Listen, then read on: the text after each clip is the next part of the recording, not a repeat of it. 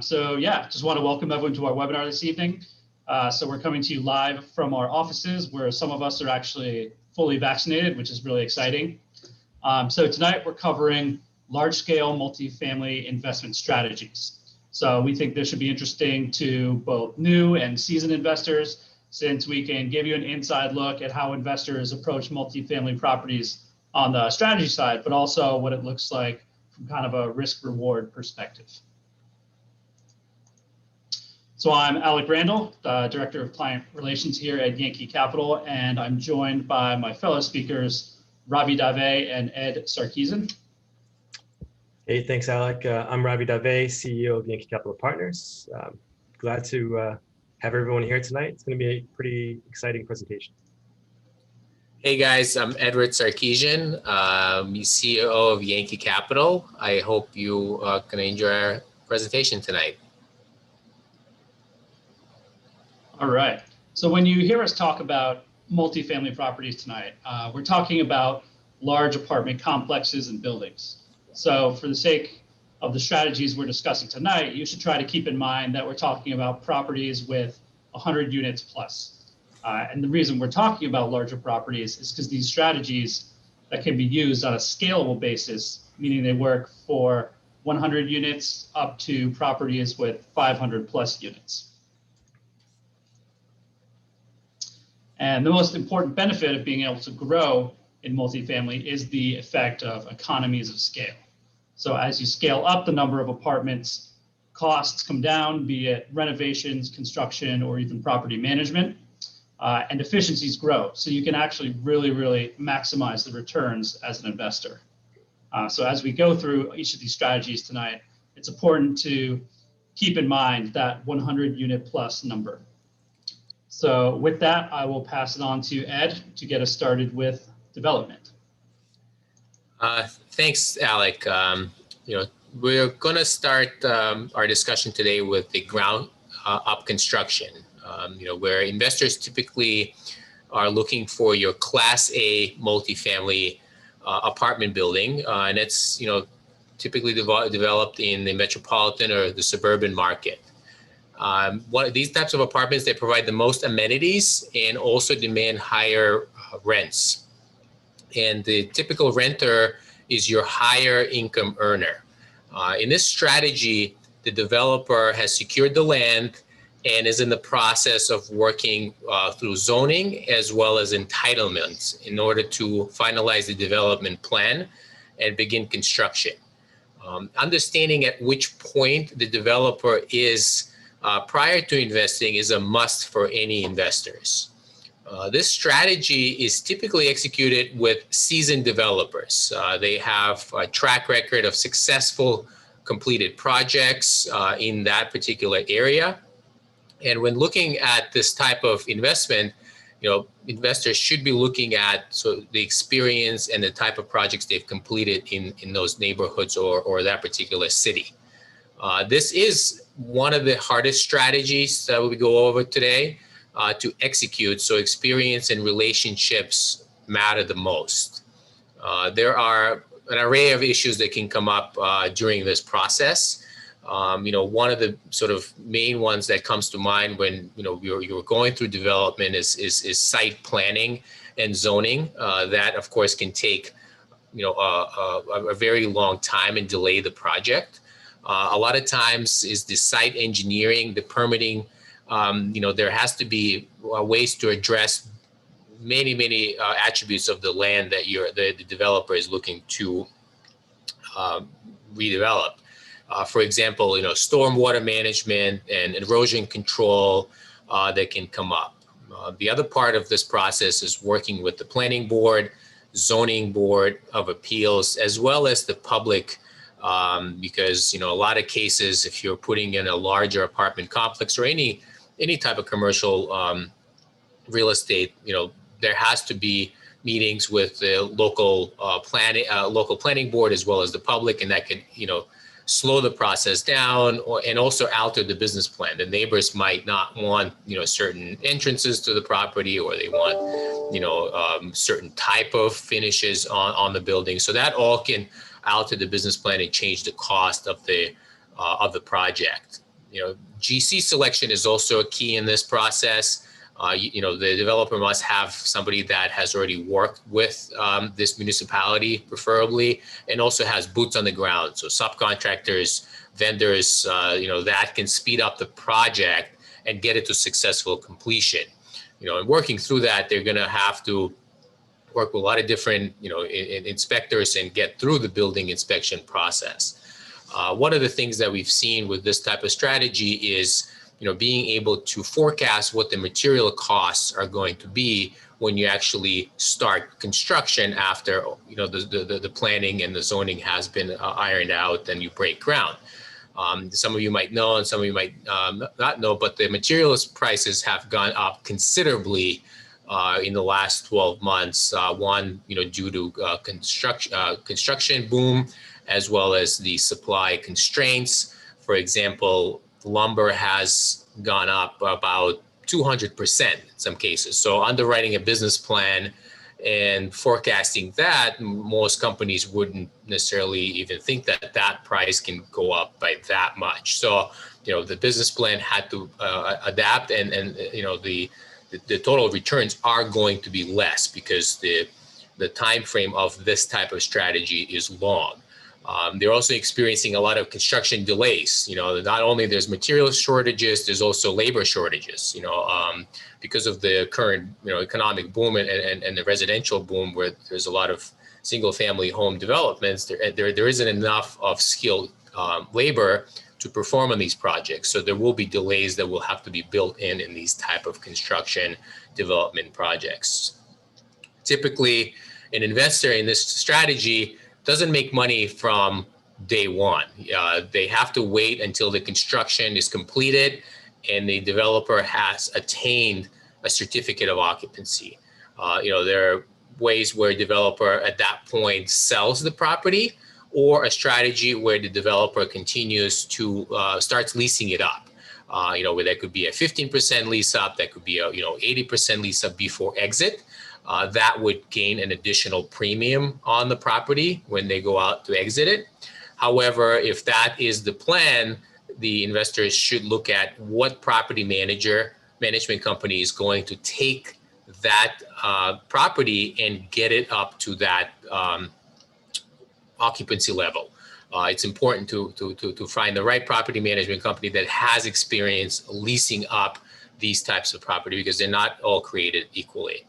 One of the benefits in ground up construction is that it can be phased. So, as the buildings get built and attain, certificate of occupancy, the developer can continuously add different phases, and if the plot or the land is large enough, can add additional buildings and phase it out with the improvement of the property and the improvement of the cash flow.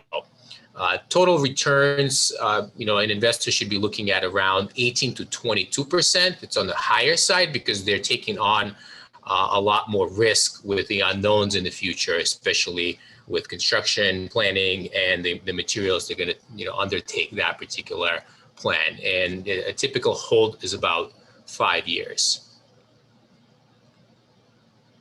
On the other side, on the other spectrum, is you have your core type of strategy. With core strategy is where it's a cash positive, newly constructed and fully occupied building that developers say actually gets to and sells to another group. This particular strategy has a newer building, so there isn't a lot of carrying or maintenance costs for an investor to have. This type of investor is typically your bank, your insurance company that's looking for the least risk type of asset with a stabilized cash flow. And these type of properties don't appreciate a lot. They are essentially producing cash and are a safe bet for a lot of these investors that are not looking for an appreciation play, but are looking for a stable income play and a protection of their capital. They're looking to essentially park their money and ride sort of the economic boom. What happens in this strategy, typically it is the safest. However, with COVID-19, it proved that, even some of the safest strategy can have, a downside. And a downside for this particular strategy was that a lot of the core type properties were in the major metropolitan areas. So you saw a lot of renters leaving these high-rise buildings, these A-class properties, want to either buy a home or move out to the suburbs and rent a different type of property, maybe even a less expensive property. And we saw a lot of vacancy increases in this particular sector, as well as drops in rents. Some of the rents went down 30-40%. They are slowly coming back, given that we have the vaccine and people are sort of slowly going back to the cities.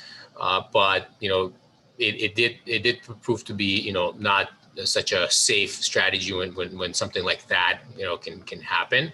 But it's also economically susceptible. So if there's downturns in the economy, core does suffer, and the investors don't get their typical returns. And the returns are usually around 8 to 12%. So it is a safer bet, not as risky as your construction side, but it's a sort of a long-term type of an investment for a lot of these large institutional players. The other strategy that I wanted to go over today is the momentum play. In this strategy, the investors are looking for a property in a growing market. They have identified that particular town or city which is experiencing a higher growth than the surrounding areas. And that could be based on many different variables. The particular investor is looking at a property, for example, in two ways. One is to buy a property that he sees organic growth in rents outpacing the rest of the areas. For example, on a typical rental renewal, you're looking at a 2 to 4% rental growth, but on a momentum play, you might be looking at a 5 to 7% rental growth, and without doing any improvements. And if you couple that with additional improvements to the property, for example, you can, really force that rental increases and force that appreciation. But without it, some investors choose to find a property that is going to perform with organic growth because of the rental demand. For example, we saw that in Austin when some of the Fortune 500 companies like Tesla have moved into that city. There's been a lot more population growth and employment growth, followed by the need for housing. So the rental increases have been outpacing some of the other parts of the U.S. because of that continuous demand. We also see that in Atlanta, in some pockets where they added additional highways or new employers came in the market, and we see those particular pockets booming.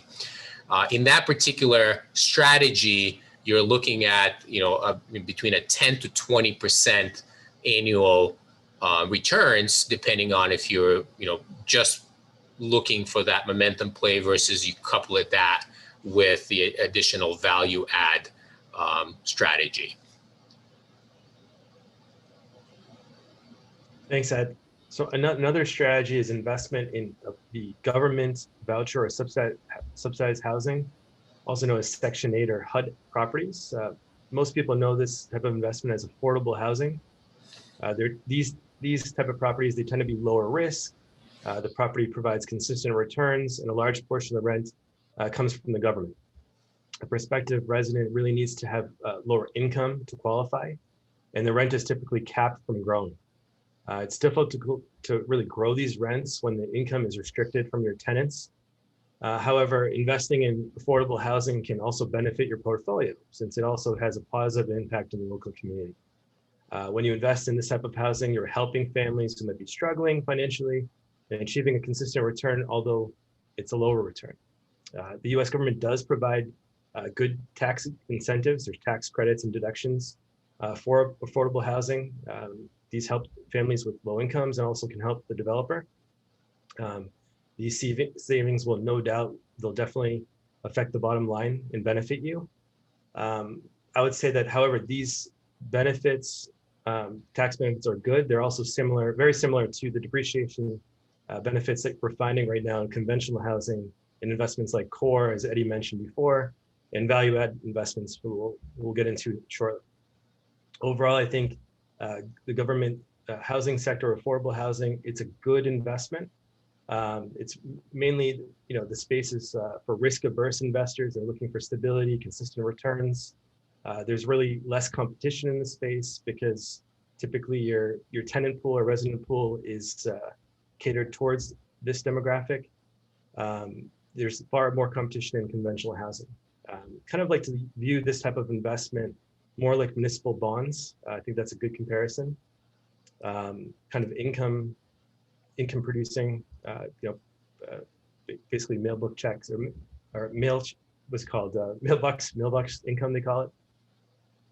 The other aspect is actually value add, which we actually participate in that space. It's a stable multifamily investment vehicle, provides consistent returns and the appreciation. The value add properties are typically older properties, 1978 to around 2005. You want to make sure you have a rehab program to grow the rent and boost the curb appeal of the property. These properties are also, a garden style. They're about 2 to 3 stories, like you can see the image here. Ideally, these communities also have incomes that are at or above the national average. There's typically low crime, and also the quality of the schools is pretty good. I mean, we pay attention to the elementary and middle schools. We want to make sure that if on a 1 to 10 scale, they're on the 7 to 10 range. That typically there's young families and can really help make as an attraction for your community.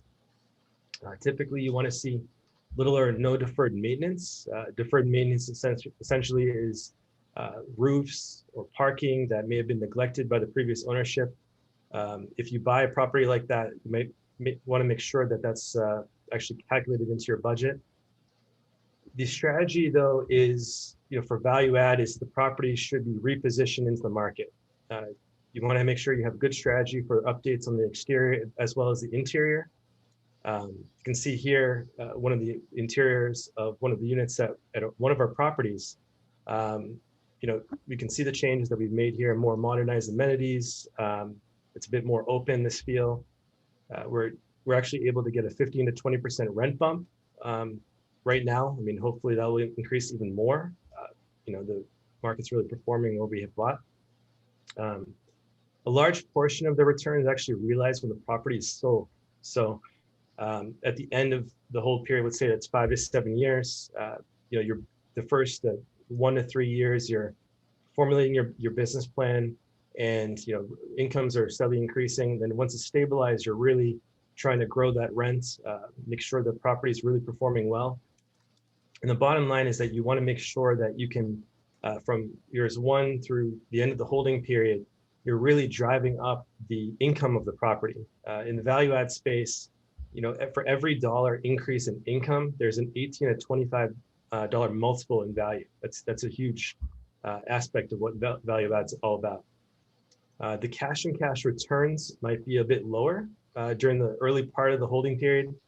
This is where you're implementing your business plan. It's definitely going to be lower than some of the other strategies we talked about today. But the total return once the property is sold, makes this a very compelling strategy in the medium time horizon. It's a good investment for experienced sponsors that have some construction experience. They're able to execute on the capital improvement plan and have a more hands-on approach at the management or sponsor level. Ideally, you want to bring some of that momentum strategy that Eddie just talked about into your business plan along with the value adds to really boost the return. I would say that if you'd like to compare core and value add, in the core space, 70% of your returns are from the cash flow during the hold period, and then 30% is on the appreciation side once you have a capital event or a sale. On the value add side, it's roughly 50-50 or 40 to 50% of the cash flow, the returns are in the cash flow, during the cash flow period, and then 50 to 60% is from the sale of the investment. So let's bring it all together. On the top right-hand corner, you have ground up development. This has the highest risk profile, has the highest potential return. The returns Eddie mentioned are 18 to 22% over a 5-year horizon, but they hold plenty of risk. Kind of went through the multitude of factors that, all the risk factors that it has. On the bottom left, you have your fixed income investment. These are typically AAA bonds, government treasuries. They provide a super safe return, although very low. Typically, these returns are between 1 to 5%. And we kind of feel that the sweet spot is in the middle at value add. Value add, provides some risk or equal risk in some cases to core, but more upside. By choosing the correct market with strong job and population growth, the overall risk goes down and strong returns are more predictable. Returns here range between 15 to 20% per year over a 5 to 7 year hold. I would say that with all of these investments, the team behind the project, the underlying market fundamentals, the investment time frame, all of these, they do play a major factor. Ultimately, an investor really needs to assess their risk tolerance and their investment needs. So hope you guys enjoyed the presentation. Thanks for joining tonight. Let's open up to some questions. Yeah, so that sounds great. Thank you both. So we're going to open up for questions. You can put questions in the chat or feel free to come off mute and speak. But we have one question to begin with. So out of all of these strategies, which two of them would pair well together? So I would say, I think I mentioned this briefly, but the value add and momentum play, we saw some investments like in Austin, Dallas as well, where the momentum of the city itself was growing so much in both job creation, population growth. If you were able to just not do anything and just buy a property, you're seeing the value increase in the property significantly and just get magnified if you can implement a value add strategy. Awesome. Okay, and then we see, obviously you go from core, a brand new building, down to value add that needs, some work. So that seems like a big strategy gap. So, what else is going on in the middle, kind of between those two? That's a good question, Alec. There is also a core plus type of a play. Essentially, a core plus it's a property that it's been built, say, about 2010, so it's about 10, 11 years old. It's essentially has the bones of a new construction or core type building, but with sort of older fixtures and sort of the tired look. So an investor can come in and take that property. It could be an A minus, B plus, to an A by renovating some of the units, upgrading the fixtures, and bringing that to a stable asset. Essentially not necessarily a value add where it's a much older property, say another 10 years or so, than a 2010 to a 2020. We see that a lot in very competitive markets as well, where there's a lot of new construction coming into the market. So, if you built your building, 10 years ago and you have a lot of new developments coming up and you're looking to drive rents, you need to be able to compete. So, you see that sort of happening time again and again with, these properties being sort of uplifted to compete with the existing market, but also drive additional, net operating income and overall returns to the investors that have it, because the overall rental market is, keeps growing. So they're able to continuously improve and get those additional rents. Awesome. And so just speaking of development questions. So some of these strategies, the building is there and the purchaser is taking on, debt or a mortgage. Obviously, development site, you can't mortgage a building that's not there. So what does the kind of debt profile on that strategy look like? Well, that's a construction loan. You're taking on a construction loan, and then if you need more time, it's considered a gap loan to kind of get you through until you get to completion. So essentially, that's it.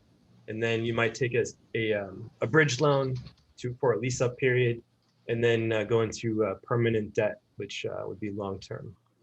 But essentially, that's how it works. Awesome.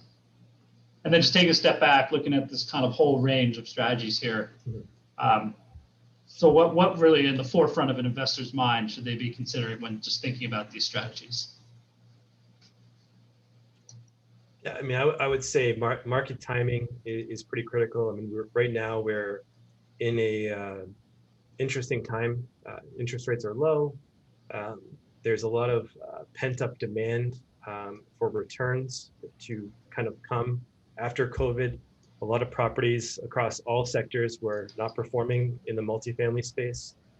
Growth was hindered. Vacancy numbers were put on edge, and especially the Class A space. Class B performed pretty well. Class C space, there's been many struggles with what has happened during the pandemic through people needing assistance, the eviction moratorium. So I think, if you can get in the next couple of years or more, I feel that there's a good runway for good growth and good income producing properties that are very, very much available.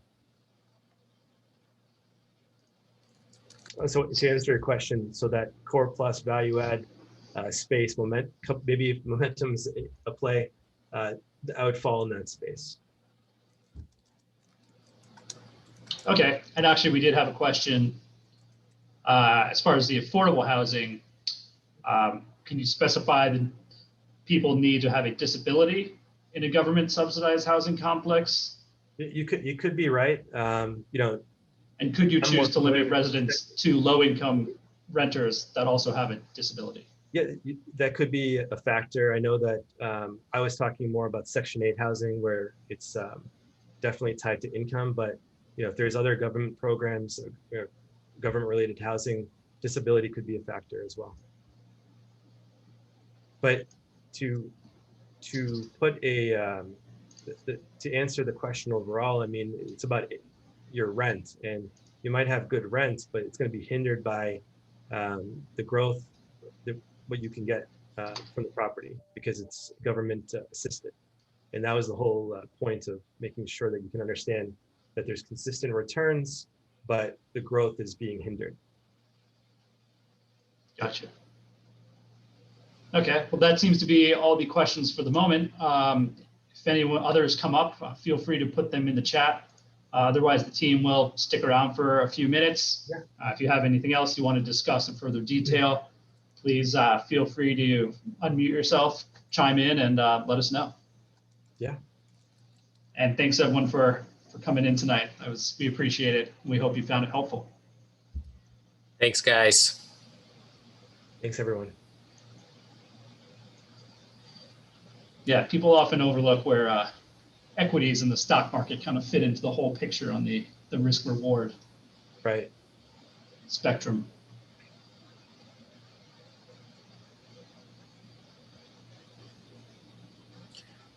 I think we should also clarify. I mean, some people might be, the markets that we're kind of seeing that have that strong job growth, population growth, are the Sun Belt states. From Arizona all the way down to Florida, up to North Carolina, Virginia, that area.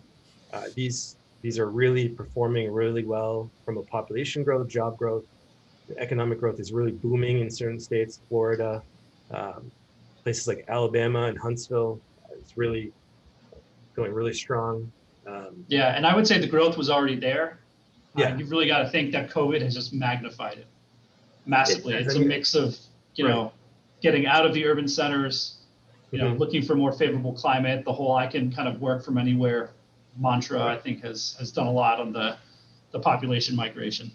I would say the political climate too. I mean, if you can believe it, I mean, in places here in Massachusetts and California, it's you can squat. You can literally live rent free for a long time. I mean, um, in certain states like Texas, it takes 8 to 10 days to uh, if someone's not paying rent for a couple of months, has multiple warnings, you're able to get the tenant out. That's difficult to do in other states. So uh, maybe a bit more landlord friendly. I mean, I would say, but overall, multifamily is really performing well. It's pretty exciting the times we're in.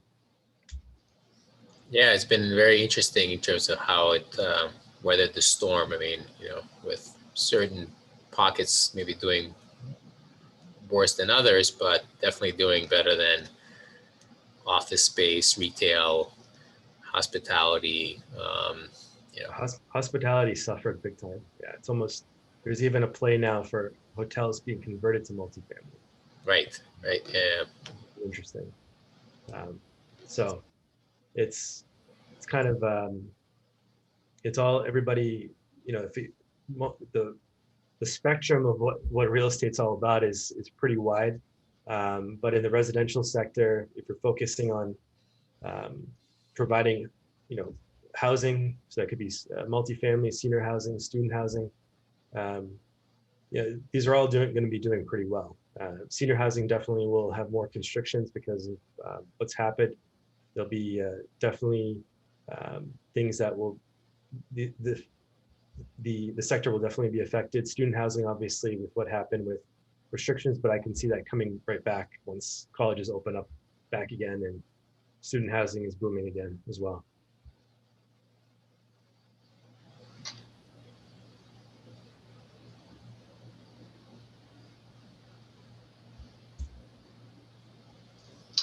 But I think out of all these strategies, I think momentum is probably the one people really haven't heard the most about. I feel like that one is more of an industry one where people think real estate and they think like the building, but Mhm. to really invest in like an overall area and have the conviction that it's going to improve to the point where you can really get premium rents out of a building, I think is really interesting for people to hear. I mean, one thing we actually didn't talk about on the momentum side is actually the management play too. Certain properties that could be a mom and pop operation, um, completely mismanaged, not really taking advantage of new rental software that you can use to really enhance the revenue. You can go in there and just do a management play with the momentum play, and that could offer great returns too. So it's there's a lot of different ways to make the investment do well. Who do you think Yeah, can do? Sorry, Alec. Who do you think could do a better job at momentum? The lease up, Roscoe or Capstone, in your opinion, in terms of doing those kinds of projects? Um, I mean, I think from a lease up perspective, I mean, these guys they're more like kind of um, stable assets that need to kind of raise rents. But there's property management companies that are specific to lease up. They're lease up specialists. So See a lot of with Graystar and Bazzuto's because they build a lot of the newer stuff yeah, around. So I've seen that a lot here, and yeah. I know Lincoln Graystar is pretty popular for on the property management side. to I lease see up. a lot of people using Graystar. Yeah. And one other thing I was going to bring up just on the value add side, Mhm. which we didn't quite touch on, was the increasing popularity of property technology or prop tech. Yeah. As far as making an apartment complex, an attractive place to live. Yeah. Yeah, certainly. I mean, I think we're seeing that on a few properties near, um, property in our portfolio that is actually implementing, keyless entry, Mm-hmm. um, you know, a portal for packages. You see that obviously with Class A, but in the Class B and C space, you're actually beginning to see that, which is great. It kind of reduces the burden on staff, especially the maintenance requests. Everything is computerized, where a tenant can put in their request and it can get done in a very efficient way. So, yeah, I think a lot of it has to do with new technologies. Yeah. Where now you can take an apartment complex from 1985 and very easily have it wired for high-speed Wi-Fi for your residents. Yeah. And all these kind of are added benefits to the residents, but also added ways that you can increase income on a property. Yeah, and maybe in a future, hopefully in a future webinar, actually, we'll talk about other incomes, and there's different ways of generating. I mean, there's countless 50, 100 plus ways of increasing income on a property through different income streams. So it's certainly an avenue where prop tech can come into play, where it can really enhance the other incomes and make them more attainable. Yeah, and I also think things like COVID. You mentioned the keyless entry. Yeah. Just basically having the whole experience be a lower person-to-person contact. Yeah. I think in general is something that's also going to come about in this. And that certainly helped. I mean, I think we did. We in our current property with garden style apartment, COVID certainly helps kind of attract it to our property. I mean, high rises were affected because people didn't want to go in elevators, and it was just more cramped. Whereas we have a more open space, it really helps. So I don't know, we didn't touch also currently, at Yankee Capital, what we're doing, our next steps. We just launched a fund. The fund is going to be focusing on value add. We're looking at those growth states like North Carolina, Georgia, Texas. Similar to our first fund, we're going to be going after properties that are similar vintage. We'll be able to use our construction experience and really push the envelope and get those 15 to 20% returns. It's a 5 to 7 year hold as well. So we're pretty excited about it. We're already 30% in committed capital, so we're really pushing forward. Just launched about a month and a half ago. We're looking, at the momentum value at, what do you call it? The unicorn type of. Unicorns are there. They're definitely there. It's that's. I mean, I think that unicorn, they're out there. Yeah, I mean, I think the amount of time we spend on researching a neighborhood, I feel like that's what's been paying off wonders in the property that we're in now, right? Especially going through a tough time like this, much better than a lot of others. And I think if you spend that much time on finding the right neighborhood, the momentum is there. Yeah. The property, does perform well, especially with what we do to it as well. Mhm. So Yeah. I think those kind of things play hand in hand. So it'd be interesting to see. I know we're planning to fly out next month Mhm. to Dallas and Raleigh and start looking at some properties up there. Yeah, I'm excited about Raleigh. Should be good. The Research Triangle is a really happening place. It'll be fun. Is that on like a development side, or do you see some good kind of middle of the road B-class properties in that area as well? There's some really good B-class deals to be had. I mean, I think there's certain pockets there that are definitely overpriced. The Cary area is. I mean, I was seeing a development trade at a really low cap rate, really high per door value that I just couldn't see ever happening. It's happening. But there's areas where areas are improving, prices are within reason. They're being underwritten well and conservatively underwritten to a good performance at that 15 to 20% number, which it's out there. You just have to really analyze, and we're looking at quite a number of properties to find the right one. It's something that takes time, but we love doing it. So Yeah, and that's one of the things I love is that it's a numbers game. It's kind of a science, Mhm. and you know, if you're an expert in those areas, Mhm. you know, it can work. Well, I mean, and the beauty too is that in what people that are investing, in avenues like this, whether it be government housing to a value add or momentum play or core, it should be transparent. I mean, we're like, for instance, we're providing our investors full transparency. They're looking at our month-end reports. They're looking at, okay, what expenses were paid, um, how what sort of rents are being collected, what went wrong on the property. Was there something that went on? Every line item is there for the investor, where we want to make sure that there's full transparency. So that's something that's great. And the investors that, if you are investing through syndications, they're they have direct ownership in the deal. We did talk about the tax advantages as well. Um, that could be a whole nother webinar for us as well. Hmm. Um, but essentially, there's great advantages for all. It's right now there's a strong demand for housing nationwide. I feel that you know, being in the multifamily space is a good place to be. Yeah, and definitely that aspect of having skin in the game. I mean, if Yeah, you're, you know, investing with a sponsor who's, you know, raising all this money and putting into a deal, and you know they're not coming in big themselves, to me that's a red flag right away. yeah, and it's important. I mean, I think with certain sponsors that are not putting money, or they don't have it just shows a lack of faith sometimes. But most sponsors do, but not maybe at the level that what we're doing. I think that's maybe something different. We really believe in whatever we are going to uh, find for an investment. We'll definitely put money behind it.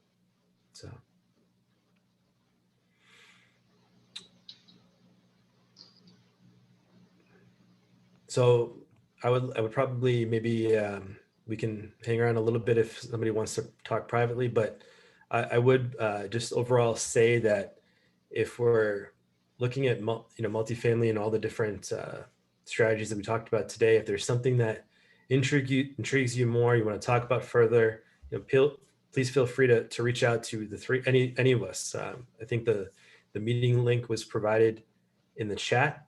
It's a round robin. It'll go to any of us, and there's also a link to our fund. We have a deck there that please feel free to click on it, and you can even hear my voice on a fund presentation at our landing page for our fund. It's also there. But yeah, we're here to answer any questions. And We'll be sending around the slide deck as well to all the participants. yeah, So I mean, this slide in particular, I mean, I think a lot of real estate investors have something similar hanging on their office wall.